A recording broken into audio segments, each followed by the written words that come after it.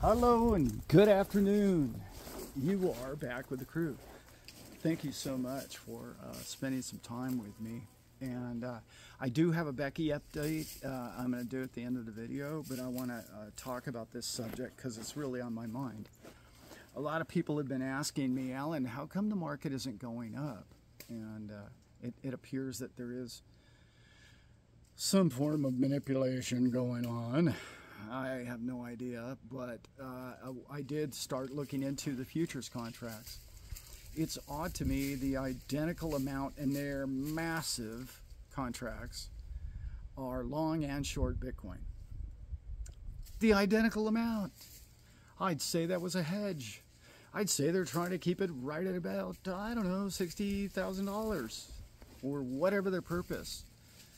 Everybody getting in, I guess. I don't know. But there is a solid hedge in play, and yes, the futures market is so massive that it does make a difference, and it will impact all crypto because, as we know, Bitcoin moves the market.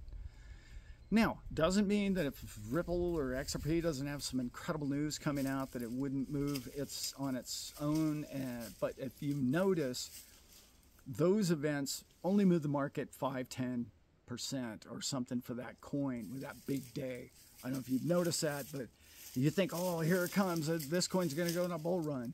It needs mass adoption or mass my dogs are over here. This is going to get ugly, guys, just so you know. They're headed for the microphone.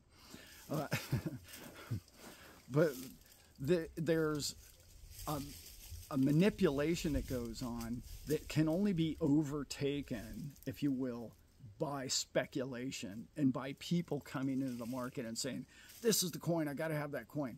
But when you're dealing with something with XRP that has 50 billion coins out there, those daily traders are bouncing back and forth because I used to be a daily trader in the Forex, and when you want something, when you know something's going to be a good little long, like if you're a swing trader, okay, I'm gonna put my long in at 55 cents, and then I pretty much gonna cash out at 62. Well, when they cash out at 62, that brings sell pressure down the other direction. So your XRP coin sits in that zone on its own naturally because nobody is bold enough to say, oh, well, its previous high in the last couple of months was 66 cents, and I think it's going to 67 this time as opposed to the last 6 months. It produces that natural zone of that trade, and it's a mindset and it's a psyche of the daily traders that keep you in that zone. The only way out of that is some big massive bank like B of A has come out recently, or other banks have come out and said, hey, we're going to use this platform, this ISO. It's not mainstream, it's not in the evening news, it's not on too many other channels other than all of our army channels here. But let's go bigger picture. Institutions, there was a meetup in the, not a meetup, but a convention, crypto convention in the Wyoming. And what happened there was, it was powerful because I spoke to somebody who went to it, and he said that all the big players in the world, in the banking and financial institutions, had representation there. When you see something like that, you know you're in for a bull run. When? Hard to say, because what I know about those kind of markets and those kind of companies is when they start going to you and I's XRP show or Bitcoin shows or conventions of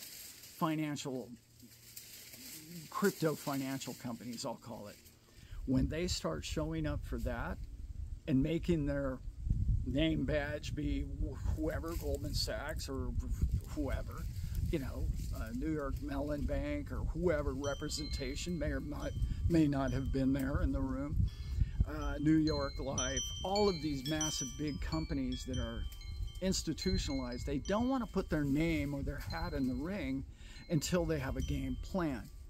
What do we know about those companies? They all have a 5- and 10-year plan. Unseemingly like our government for some reason, they only seem to be able to think next week. Anyway, that's a whole different video. But these people have a 5 to 10 year plan. Well, you don't show your face and you don't go in that room if you're not going to be in crypto the next 10 years. You see how big that is? You understand how important that is to you? You've bought something that's relevant 10 years from now.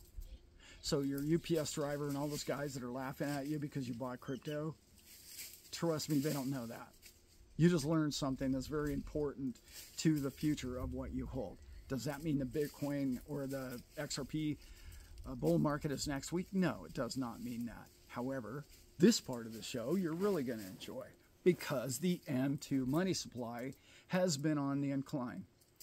Now, M2 isn't the end-all be-all that it at one time was, but it does tell you when China's printing, Japan's printing, these other nations are printing, but really the U.S. has had its hand on the lid of the pot, if you will, and it's telling everybody in the world, we're okay, we're holding back on these interest rates, and we're going to do our best. And then they came out with Jackson Hole, and they said what they said last week. So next week, we're going to reduce interest rates.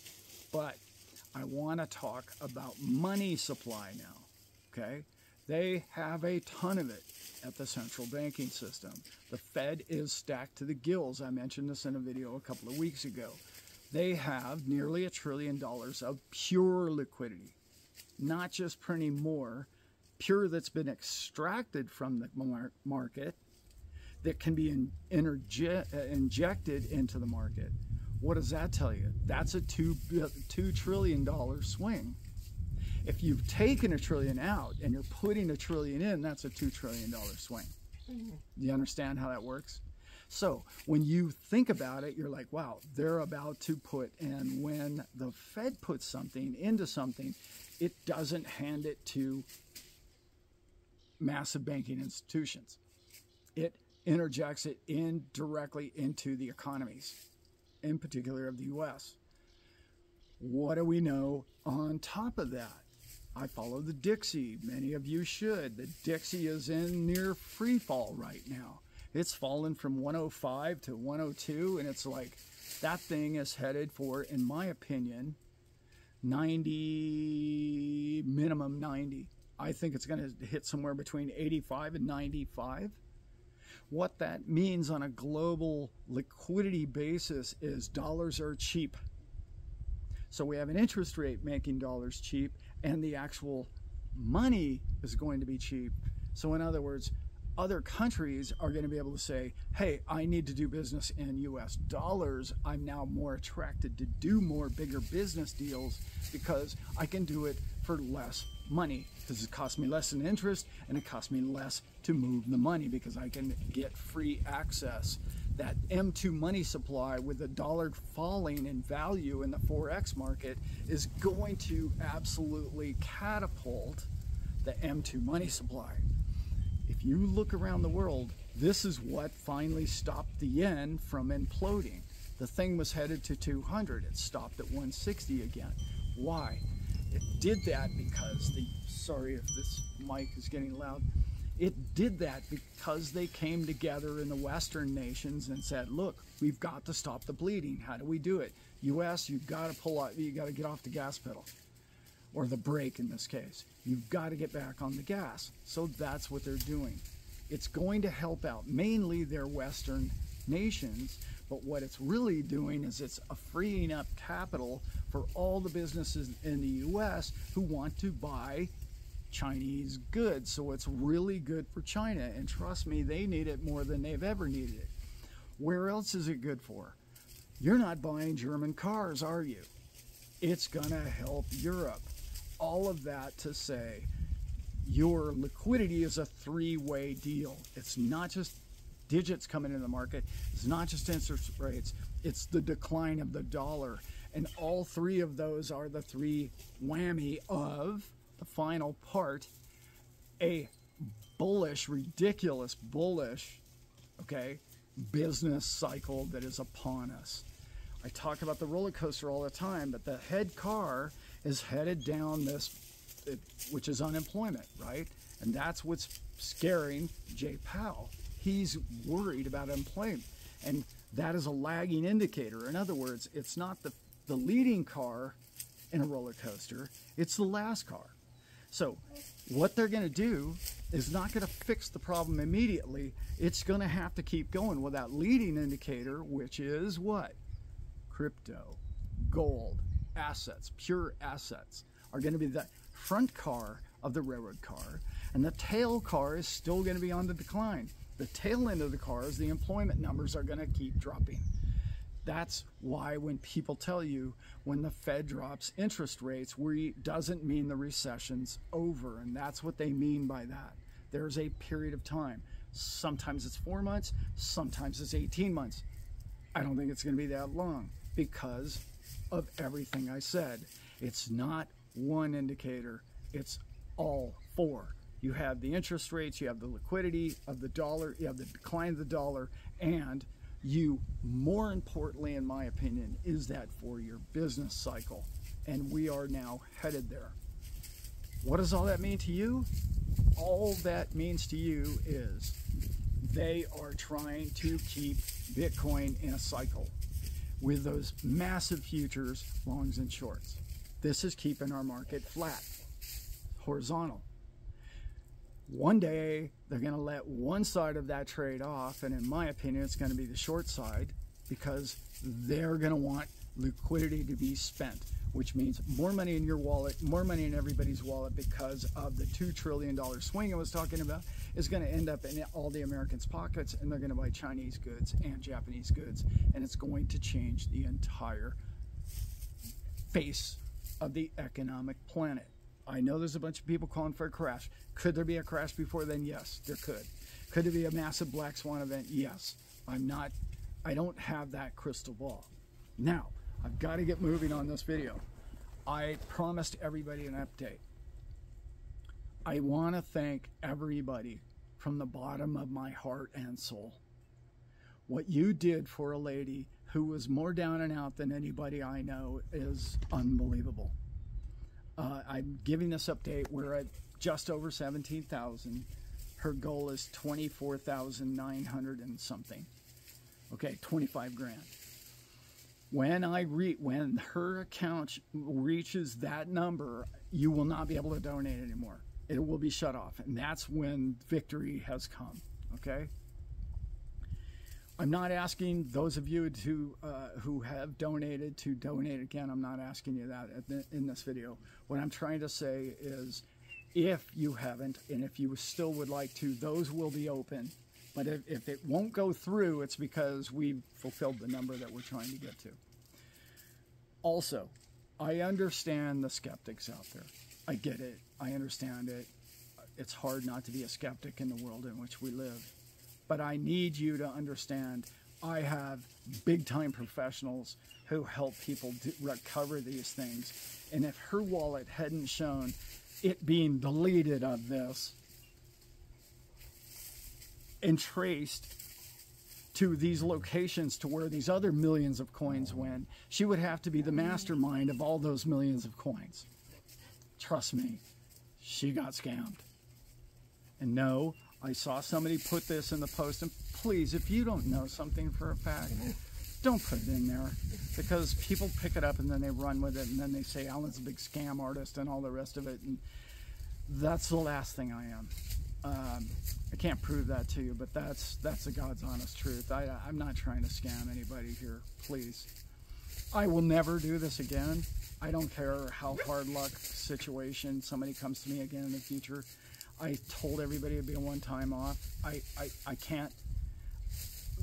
It's too much. It's too emotional, and it's too much going on. And it's okay if you think I'm a scam artist. It's good for you.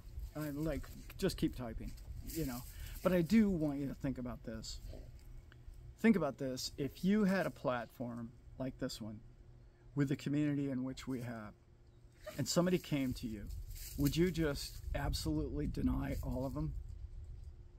Because people have been asking me for 3 years for stuff like this. I just happen to be very close to Becky. It was a personal thing with me. She had my phone number. I was her first phone call. When you're listening to somebody who's in the condition that she was in, You know, she's not an Academy Award winner. I'm just saying, if you had a platform like this, you would do the same. I know, because I know the community which watches this video. And for those of you who don't believe in any of this, and it's all just a big hoax and the whole world is out to get everybody, just do yourself a favor and look in the mirror today or tomorrow and ask yourself, what's the value in that? Learning what's wrong with the world in every aspect of your life and just always thinking the dark side of everything that possibly could happen, negative, might happen to me the next hour. Where's the value in it? What do you obtain from that? How do you become a better human being? How do you see the positives in the rest of the world, even when you're down and out? When you're at that level, you can only go further down. This is not a place you want to end up. Trust me. You can hear a lot of negative stuff out there, and people will tell you what's wrong with the world every chance they get. I'm just saying, do yourself a favor. Next time you type something, make it neutral. Maybe make it positive. When's the last time you typed something positive? When's the last time you just said, hey, you know what? I care about you. When's the last time you said that to anybody in public? Or I really thank you for sharing your story with me and telling me what you know about your life and what's going on. See, being a good listener and being a good human being is so easy. It's so easy. And I will tell you, it's a whole lot of fun. So Becky's almost there. We're almost there, and we will probably never do this again. But I have been working diligently in the background of trying to find ways for you to get a side hustle, for you to save some money, for you to prosper in the future of this financial world in which we're all headed in. And it entails more than just owning crypto. It entails earning money from crypto, saving money on tax, and becoming your own banker. And all of that, it can be found going forward on this channel. And I want to thank you all for being on the journey with me. And with that, I've already made this video way too long, and I love you all very much. And I am out.